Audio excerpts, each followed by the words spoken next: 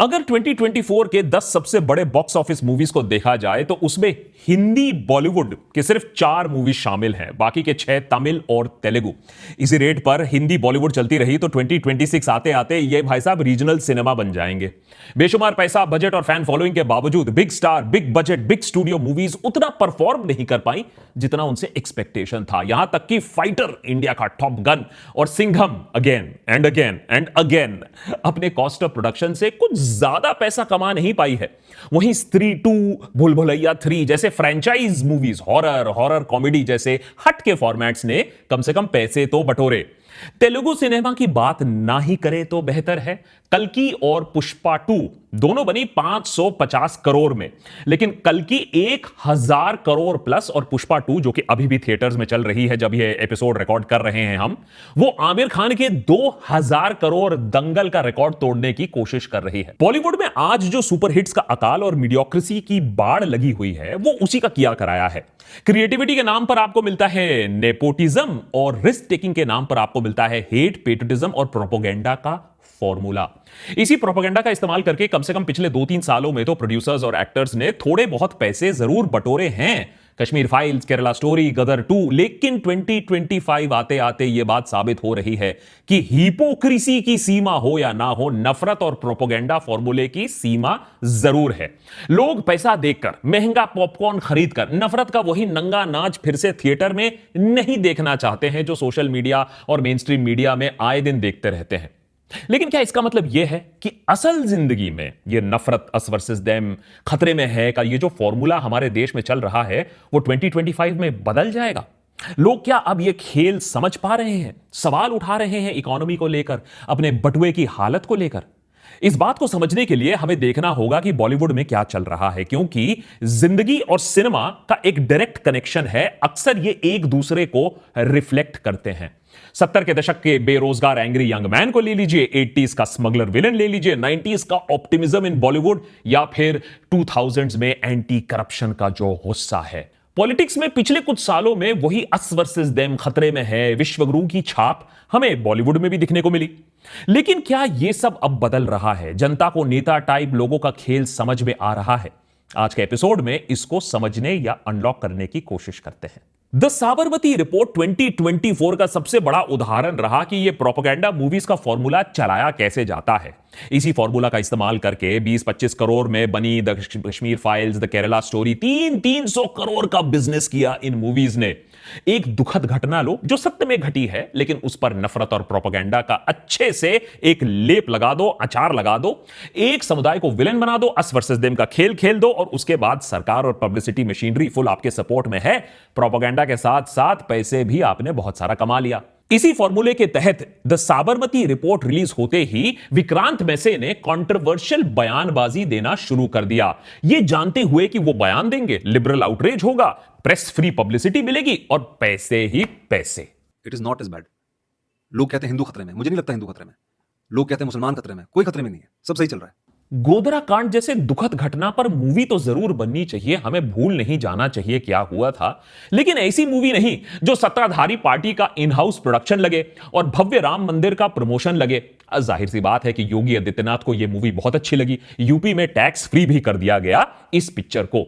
लेकिन इसके बावजूद पहले हफ्ते से ही यह पिक्चर बॉक्स ऑफिस पर डड साबित होने लगी। फिर प्रधानमंत्री नरेंद्र मोदी खुद वॉर रुकवाने के कार्य से, $5 ट्रिलियन इकोनॉमी बनाने के लक्ष्य से ब्रेक लिया उन्होंने। पिक्चर देखी, पूरे मंत्रिमंडल के साथ पिक्चर देखा गया, अच्छी अच्छी बातें की गई, लेकिन तब भी बॉक्स ऑफिस कलेक्शन पर कोई खास फर्क नहीं पड़ा। बताइए, देश के सबसे बड़े इन्फ्लुएंसर ने भी पिक्चर को सपोर्ट करने की कोशिश की, लेकिन कुछ हो नहीं पाया। फिर विक्रांत मैसे ने यह घोषणा की कि वो 37 साल की बाली उम्र में मूवी से रिटायरमेंट ले रहे हैं। सोचा होगा कि सिंपैथी फैक्टर से ही लोग थिएटर में आ जाए, लेकिन फिर भी पिक्चर ना चल पाई तो बोले कि नहीं नहीं, रिटायरमेंट नहीं, मैं तो एक लंबे से ब्रेक पर जा रहा हूं। लेकिन फिर अगले ही हफ्ते शूट पर नजर भी आए। पूरी कायनात के लगने के बावजूद 50 करोड़ में बनी साबरमती रिपोर्ट 35-40 करोड़ पे ही निपट गई। चलो इस पिक्चर ने कुछ तो कमाया, लेकिन इसी पिक्चर के कुछ ही महीने पहले 2024 में ही आई रणवीर शौर्य स्टारर एक्सीडेंट और कंस्पिरेसी गोधरा। यह पिक्चर पहले ही दिन थिएटर में निपट गई थी, उसके बाद गायब हो गई। इसका बॉक्स ऑफिस रिकॉर्ड क्या है, हमने खूब रिसर्च किया, हमें मिला नहीं। अगर आपको मिले तो बता दीजिएगा कमेंट सेक्शन पे। लेकिन सोचिए, एक ही दुखद घटना, गोधरा कांड, दो प्रोपेगेंडा मूवी एक ही साल के अंदर, इलेक्शन के आसपास, टू मच फकीरी गोइंग ऑन। और अगर अदा शर्मा का flop career the Kerala story से रिवाइव हो सकता है, तो रणदीप हुड्डा ने भी सोचा होगा कि मेरा भी कुछ भला हो जाए हेट फॉर्मूला से ही। तो इन्होंने जान फूंक दी टू पोर्ट्रे वीर सावरकर इन स्वतंत्र वीर सावरकर मूवी। पैसा भी इन्होंने खुद लगाया, पिक्चर के डायरेक्टर भी खुद बन गए। बहुत सारी इश्यूज आई थी मूवी के प्रोडक्शन के टाइम पर। सब कुछ कर कराकर उन्होंने सोचा कि इतना स्ट्रगल के बाद कम से कम पैसा और प्रेज भर भर कर मिलेगा। देवेंद्र फडणवीस ने मूवी को प्रमोट किया, यूनियन मिनिस्टर पीयूष गोयल ने स्पेशल स्क्रीनिंग अटेंड किया, खूब मीडिया अटेंशन मिला, सोशल मीडिया पर खूब सपोर्ट मिला। राइट विंग के पास यह मौका था अपने आइकॉन के इमेज को चमकाने के लिए, लेकिन तब भी लोगों ने पैसे खर्च नहीं किए। कोई और बड़ी मूवी रिलीज ना हुई उसके आसपास, हॉल में लंबे समय तक यह पिक्चर चली, तब भी मूवी अपने छोटे से 20 करोड़ के प्रोडक्शन बजट से थोड़ा ही ज्यादा पैसा कमा पाई। अगर 2 साल पहले यह मूवी रिलीज होती, सेम मूवी, तो यह पिक्चर 200 करोड़ कमाती। समय समय की बात है, ट्रेंड्स की बात है। अगर मैं परफेक्ट टाइमिंग की बात करूं आपसे, द केरला स्टोरी एक परफेक्ट एग्जांपल है। अस वर्सेस देम 2023 में हॉट टॉपिक था। उसके ऊपर अबला नारी फंसी है आईसिस के चुंगल में। केरला के प्रति पॉलिटिकल नफरत भी खूब चल रही थी, खूब एजेंडा उस समय था, और सब मिलकर बनाती है एक 15-20 करोड़ रुपए की पिक्चर को 300 करोड़ का ब्लॉकबस्टर हिट। सोचिए, इतने कम बजट में इतना बड़ा हिट। इसको स्टॉक मार्केट की दुनिया में हम कहते हैं multibagger. Director Sudipto Sen और प्रोड्यूसर विपुल शाह ने सोचा कि 2024 में फिर से इस नफरत का एडवांटेज लेते हैं। फिर से अदा शर्मा को पकड़ा गया और बना दिया गया बस्तर द नक्सल स्टोरी। अब देखिए, नक्सलिज्म का जो मुद्दा है बहुत ही पेचीदा मुद्दा है, बहुत ही सीरियस मुद्दा है। इंटरनल कॉन्फ्लिक्ट में हमारे देश में सबसे बड़ा सिक्योरिटी थ्रेट है। बहुत सारी सरकारें इसे खत्म करने की कोशिश करती आई हैं, लेकिन असफल रही है। सवाल उठता है क्यों? जब इंडिया इतना बड़ा सुपर पावर है, तो जंगल में रहते हुए नक्सलियों को खत्म करना इतना मुश्किल क्यों है? इस पर पूरा एक एपिसोड बन सकता है। नीचे नक्सल स्टोरी लिख दीजिएगा, देशभक्त पर भी हम असली स्टोरी आपको बता देंगे। बस्तर द नक्सल स्टोरी का एजेंडा लेकिन बिल्कुल अलग था। नक्सलिज्म का जिम्मेदार कौन है? हिस्टोरिकल फैक्टर्स है, जियोग्राफी है, आइडियोलॉजी है, सरकार है, विकास का सवाल है, ऑपरेशन है। बहुत कॉम्प्लिकेटेड मामला है, लेकिन यहां सिंपल पिक्चर बनाओ। Leftist, liberal, pseudo intellectual from the city, माने communism is equal to naxalism. Simple है। देखिए, ज्यादा दिमाग नहीं लगाने की कोशिश करिए, क्योंकि सिंपल स्टोरी ही काम करती है। केरला स्टोरी में भी हमने ये देख लिया था, ज्यादा इंटेल होने की जरूरत नहीं है। अब यहां भी सुदीप्तो सेन ने सोचा होगा 15-20 करोड़ रुपए 150-300 करोड़ बन जाएंगे, लेकिन जनता को अब लगने लगा कि यार यही सेम फॉर्मूला बार बार लगा रहे हो, हम नहीं देखेंगे पिक्चर। सिर्फ 3 करोड़ कमा पाई ये पिक्चर। बस्तर मूवी की तरह जेएनयू मूवी का भी टारगेट था इंटेलेक्चुअल्स, बुद्धिजीवी, जो सरकार से कुछ ज्यादा ही सवाल पूछ लेते हैं। उन्हें डिस्क्रेडिट करना बहुत जरूरी हो गया है। देखिए, ऑपोजिशन में तो वैसे में भी कोई क्रेडिबिलिटी रह नहीं गई है, और सोरोस फंडेड इंटेलेक्चुअल्स को अब चुप कराओ। JNU full form Jahangir national university का ओरिजिनल रिलीज डेट था अप्रैल 5, 2024, ठीक इलेक्शन से पहले। आप क्रोनोलॉजी समझिए, लेकिन शायद एडिटिंग पूरी नहीं हो पाई थी, तो जून 21 को फाइनली ये मूवी रिलीज हो पाई। सेंसर बोर्ड ने भी कुछ कट्स लगाए, जैसे जवाहरलाल नेहरू यूनिवर्सिटी आप मेंशन नहीं कर सकते हो, उमर खालिद और कन्हैया कुमार का नाम या रेफरेंस नहीं ले सकते हो। अब बताइए, ये फॉर्मेलिटी करने की क्या जरूरत है? आज के इंडिया में आप कुछ भी बोल सकते हो, एक पार्टी विशेष को छोड़कर किसी को भी आप गाली बक सकते हो, आपका कोई बाल नहीं बाका कर पाएगा, गारंटी देते हैं हम आपको। यहां मूवी पूछता है, can one educational university bring down the nation? गजब है। मेरे भारत को कोई यूनिवर्सिटी खरोच तक नहीं लगा सकता है। मेरा भारत ना इतना कमजोर है, ना इनसिक्योर है, ना इतने खतरे में है कि कुछ स्टूडेंट्स का प्रोटेस्ट सहन ना कर पाए। लेकिन हां, कुछ दलाल डायरेक्टर जरूर हैं जो देश को बांटने का प्रयास कर रहे हैं और प्रोसेस में पैसे छाप रहे हैं। जेएनयू के लेफ्ट कैरेक्टर को डिस्क्रेडिट करने के लिए पूरे 10 करोड़ रुपए लगा दिए गए, लेकिन ना ही उर्वशी राउटेला की अदा, ना ही आईटी सेल का सपोर्ट इस मूवी को बचा पाई। 25 लाख रुपए कमाए इस पिक्चर ने अपेरेंटली। थिएटर हॉल्स में गजब की बेइज्जती है। ₹2 के ट्वीट करने वाले ₹200 का टिकट तक तो नहीं खरीद पाए। और वही जेएनयू, वही जवाहरलाल नेहरू यूनिवर्सिटी को सरकार के खुद आंकड़े, सरकार की अपनी रैंकिंग नंबर 1, 2, 3 के बीच में रखती है इतने सालों से। हेटवुड ने कोशिश 2024 में पूरी की थी। लिस्ट काफी लंबी है, हम पूरा एपिसोड उस पर नहीं लगा सकते हैं। अनु कपूर स्टारर हमारे 12 भी हैं। सुप्रीम कोर्ट ने रिलीज को स्टॉल कर दी। फिर कुछ सीन्स डिलीट करने के बाद बॉम्बे हाई कोर्ट ने परमिशन दी रिलीज करने के लिए, लेकिन 10 करोड़ में बनी ये पिक्चर 11 करोड़ कमा पाई। मैंने सारा पब्लिसिटी गया पानी लेने। Main Atal Hoon, national award winning director Ravi Yadav, as actor Pankaj Tripathi, subject Vajpayee, ये सब इतना अच्छा इंग्रेडिएंट इस पिक्चर को बचा नहीं पाई, क्योंकि बायोग्राफी में ना सब कुछ होना होता है, गुड होना होता है, बैड होना होता है, शेड्स ऑफ ग्रे होना होता है। लेकिन हम क्या बनाते हैं? हम तो श्रद्धांजलि बनाते हैं। एक पार्टी विशेष को प्रसन्न करने के लिए दूसरी पार्टी को जोकर बना दो, तो ये भी फ्लॉप हो गई। साउथ में भी हेट फॉर्मूला का प्रयोग करने की कोशिश हुई। Razakar, the silent genocide of Hyderabad, ये integration of the princely state of Hyderabad into the union of India के समय हुए वायलेंस, उस समय जो बर्बरता हुई थी, उसको लेकर एक प्रोपेगेंडा मूवी बनाई गई।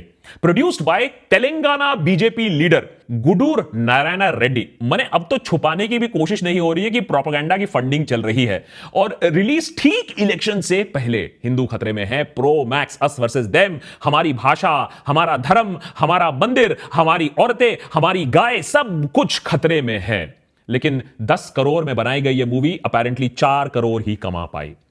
चलो शुक्र है कि यह फॉर्मूला फ्लॉप होते नजर आ रहा है 2024 में, नहीं तो 2025 में ऑक्सीजन फाइल्स दिखने को मिलती, जहां विवेक अग्निहोत्री एक पिक्चर बनाते और दिखाते कि दिल्ली में और इंडिया में जो पोल्यूशन है वो कैसे लेफ्टिस्टों की साजिश है। या डायरेक्टर सुदीप्तो सेन बनाते द गोवा स्टोरी कि कैसे सोरोस ने गोवा के टूरिस्ट वहां से चुरा लिए। शायद एक मोदी पर भी बायोपिक बनती कि कैसे फौ यूक्रेन जाकर वहां वॉर रुकवा देते हैं, बच्चे बचा देते हैं। या फिर नेहरू पर भी एक मूवी बन सकती है। नेहरू से याद आया, वो मूवी बन भी पाएगी क्योंकि कंगना की emergency on Indira Gandhi 4 bar stall होने के बाद 2024 में, अब जनवरी 2025 में, बस कुछ ही दिन में थिएटर्स में आने वाली है। कंगना ने इंदिरा गांधी के रोल को प्ले किया है और इसमें अस वर्सेस देम का खेल किया गया है। और इस बार विलेन है हमारे सिख भाई। कंगना राइटर है, डायरेक्टर है, को प्रोड्यूसर है इस पिक्चर की। 1-2 साल पहले मैं बताता हूं यह पिक्चर भी सुपरहिट होती। देखना यह है कि 2025 में पब्लिक क्या करती है कंगना के इस पिक्चर के साथ। क्या कंगना का 12वां फ्लॉप अब हमें देखने को मिलेगा या यह पिक्चर बन जाएगी सुपरहिट? देखिए, देशभक्त में एक चीज हमने हमेशा समझा है कि मूवीज हो या पॉलिटिक्स, कभी भी आप पक्के में कुछ नहीं कह सकते हो, क्योंकि जहां सारी प्रोपेगेंडा मूवीज फ्लॉप हुई, वहां 2024 में एक सुपरहिट मूवी भी थी। उरी द सर्जिकल स्ट्राइक के टीम ने बनाई आर्टिकल 370। यामी गौतम का दमदार परफॉर्मेंस था और एक टाइट स्टोरी लाइन ने बनाया इस मूवी को एक सुपरहिट। 20 करोड़ का बजट, 110 करोड़ का बॉक्स ऑफिस रिटर्न। जबकि निर्माताओं ने साफ तौर पे कहा है कि यह मूवी एक ड्रामेटिक, एक cinematic version of real life events हैं, बेस्ड ऑन रियल लाइफ है, ना कि रियल लाइफ है। लोगों को इसका प्रोडक्शन, इसका एक्शन, इसका स्टोरी लाइन बहुत पसंद आया और हो सकता है 2025 में भी हम ऐसे स्लिक प्रोपेगेंडा हेट मूवीज देख पाए। लेकिन ये जो एक बेस, एक घटिया से सस्ते बजट में एक घटिया स्टोरी लाइन लगा दो, शायद उसका टाइम अब खत्म हो गया है।